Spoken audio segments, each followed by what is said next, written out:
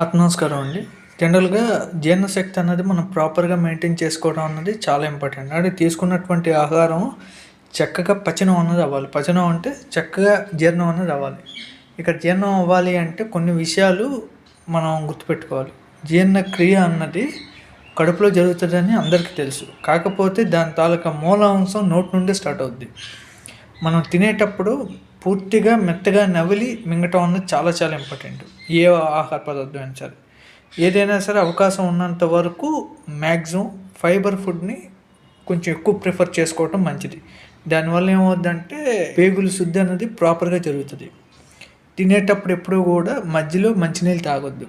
తిన్న వెంటనే మంచినీళ్ళు తాగొద్దు. తిన్న తర్వాత కనీసం 30-40 నిమిషాల సమయం తర్వాతే మంచినీళ్ళు తాగే ప్రయత్నం చేయండి. ఆహారం అన్నది చక్కగా జీర్ణం అవ్వాలి అంటే ముందుగా చక్కని ఆకలి ఉండాలి. ఆకలి బాగోలేనోడికి జీర్ణశక్తి ఎప్పుడు కూడా బాగోదు. ఆకలి అనేది ప్రాపర్‌గా మీరు మెయింటైన్ చేసుకోవాలి. ఎవరికైతే ఆకలి బాగా ఉంటుందో వాళ్ళు మాత్రమే చక్కగా ఆహారం తీసుకోవడానికి అర్హులని మనం చెప్పుకోవచ్చు.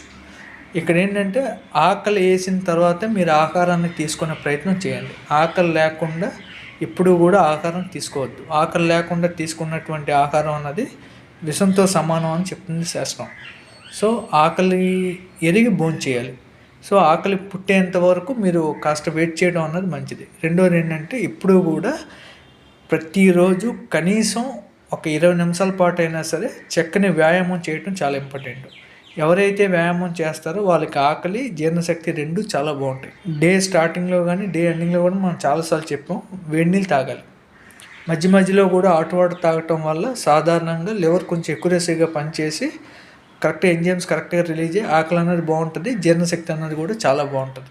సో ఈ విషయాన్ని మాత్రం ఖచ్చితంగా ప్రతి ఒక్కరు కూడా 100% గుర్తుపెట్టుకునే ప్రయత్నం అన్నది తప్పనిసరిగా చేయండి.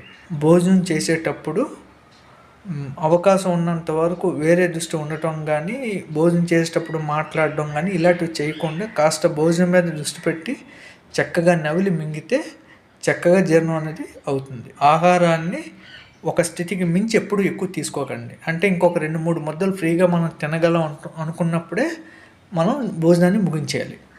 సో పూర్తిగా బాగా కడుపు నిండా గట్టిగా దిట్టించేస్తే అనేక సమస్యలు వచ్చే అవకాశం ఉంది.